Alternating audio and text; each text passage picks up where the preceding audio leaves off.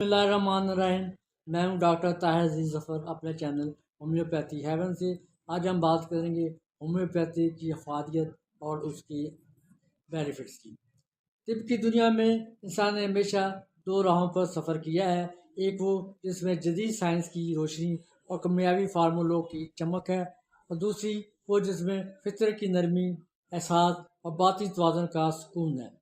یہی دو راہیں ہیں ایلوپیتھی اور ہومیوپیتھی کے نام سے جانی جاتی ہیں۔ ایک طرف تیز اثرات والی ادویات کا ہجوم ہے جو مرض پر حملہ آور ہوتی ہیں، اور تو دوسری طرف لطیف اثر رکھنے والی وہ دعا ہے جو جسم کی فطری قوت مدافعت کو جگاتی ہے۔ دونوں کا مقصد ایک ہی ہے، شفا، مگر راستے مختلف ہیں۔ ایک مادی ہے تو دوسرا روحانی۔ طب انسانی طریق کا وہ روشن باب ہے جس میں درد کو مداوا، جسم کو خون بچنے کے طریقے نسل در نسل منتقل ہوتے آئے ہیں۔ انہی سلسلوں میں ایک نازک مگر گہرا فلسفہ ہومیوپیتھی ہے۔ یہ محض علاج نہیں بلکہ فطرت کے اصولوں کے قریب ایک طرز فکر ہے جو جسم، روح اور ذہن کے توازن کو بحال کرنے پر یقین رکھتی ہے۔ 18ویں صدی کے یورپ میں جب دعا کا مطلب صرف طاقتور کیمیکل اور تکلیف دہ علاج سمجھا جاتا تھا، تب ایک جرمن معالج سیموئل ہنی مین نے فطرت سے ہم علاج کا چراغ جلایا، جس نے طب کی دنیا میں ایک نیا عہد رقم کیا۔ نظریاتی بنیادوں کی فرق کی بات کریں، دونوں کے فائدے اور نقصان کی ہم بات کرتے ہیں۔ ایلوپیتھی ہومیوپیتھی کے اصول بنیادی ان کے فلسفوں میں پوشیدہ ہے۔ ایلوپیتھی کا اصول یہ ہے کہ ہر مرض کو اس کے مخالف اثر سے ختم کیا جائے، یعنی اگر بخار ہے تو اسے ٹھنڈا کرنے والی دوا سے کم کیا جائے، اگر جراثیم ہے اینٹی بائیوٹک سے مٹایا جائے۔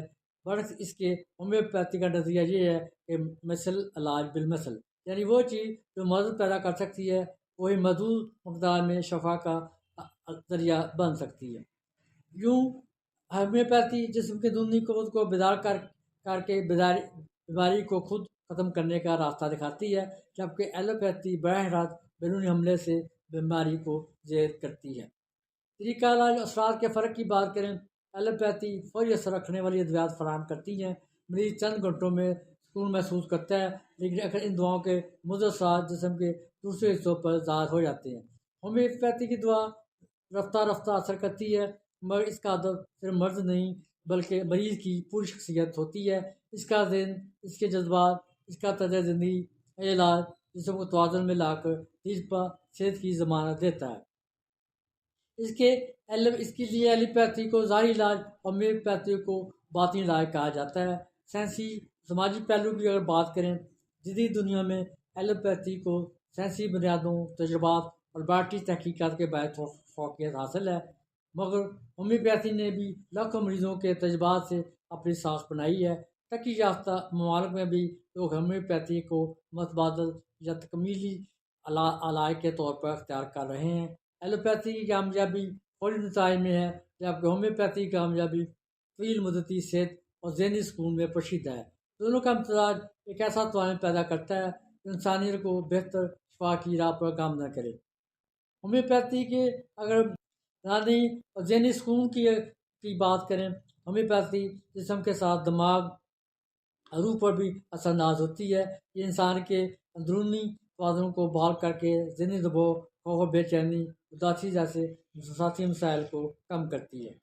دائمی بیماریوں میں بھی مؤثر ہے۔ ایسی بیماریاں جن کا مکمل علاج ایلوپیتھی میں مشکل سمجھا جاتا ہے، جیسے الرجی، دمہ، جوڑوں کا درد، جلدی امراض، ایگزیما، سورائسس، نیند کی کمی، مائیگرین، ان میں ہومیوپیتھی اکثر دیرپا آرام پہنچاتی ہے۔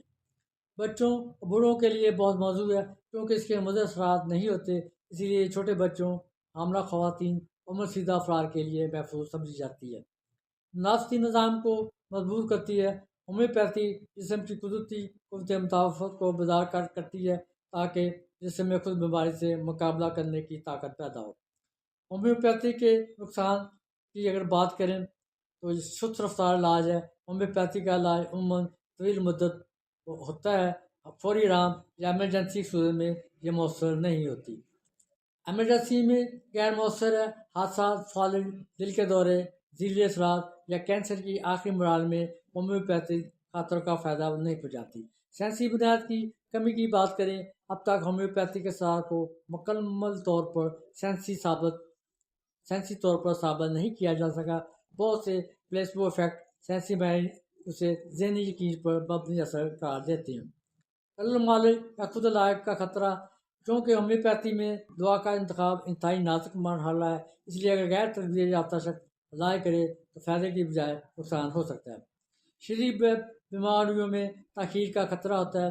بعض اوقات لوگ ایلوپیتھی علاج چھوڑ کر ہومیوپیتھی پر انحصار کرتے ہیں، جس سے مریض مرض بگڑ جاتا ہے کیونکہ ہر وقت ایلوپیتھی علاج نہیں لے پاتے۔ ہومیوپیتھی ایک نرم، قدرتی اور روحانی علاج ہے جو جسم کی عمومی توازن کو بحال کرتا ہے، لیکن یہ ایمرجنسی یا فریضہ امراض میں کارآمد نہیں ہے۔ اس لیے بہترین راستہ یہ ہے کہ انسان اپنی بیماری کی نوعیت کے مطابق دونوں نظاموں ایلوپیتھی اور ہومیوپیتھی کو سمجھداری سے استعمال کرے۔ ہومیوپیتھی آج بھی اپنے افرادیوں کے ساتھ دنیا بھر میں امیر کا پیغام لانے کے لیے زندہ ہے۔ یہ علم ہمیں یاد دلاتا ہے کہ علاج جسم کا نہیں، روح کا بھی ہوتا ہے۔ سومیل ہنی کا یہ نظریہ فقر کی گرد میں مدھم نہیں ہوا، بلکہ تجربات اور تحقیق کے ساتھ مزید نکھرتا گیا ہے۔ فطرت کی گوش سے اٹھنے والا یہ فلسفہ آج بھی انسان کو یہ یقین دلاتا ہے کہ شفا طاقت اور دعا میں نہیں، بلکہ متوازن زندگی، صبر، اندرونی امن میں پوشیدہ ہے۔ آخرکار یہ حقیقت تسلیم کرنا ہوگی کہ انسان کا جسم صرف گوشت اور ہڈیوں کا مجموعہ نہیں، بلکہ احساسات، توانائیوں اور جذبات کا مسکن ہے۔ ایلوپیتھی یہاں فوری اثر دیتی ہے اور ہومیوپیتھی دل پر توازن پیدا کرنے کی کوشش کرتی ہے۔ ایک بیماری کو خاموش کرتی ہے، دوسری صحت کے گہرے مفہوم کو بیدار کرتی ہے۔ فکر شاید ان دونوں کے بیچ کہیں چھپی ہے، جہاں سائنس، دانش، فطری حکمت ایک دوسرے کا ہاتھ تھام لے، شوق کا سفر انسانیت کے مفاد میں مکمل ہو جائے۔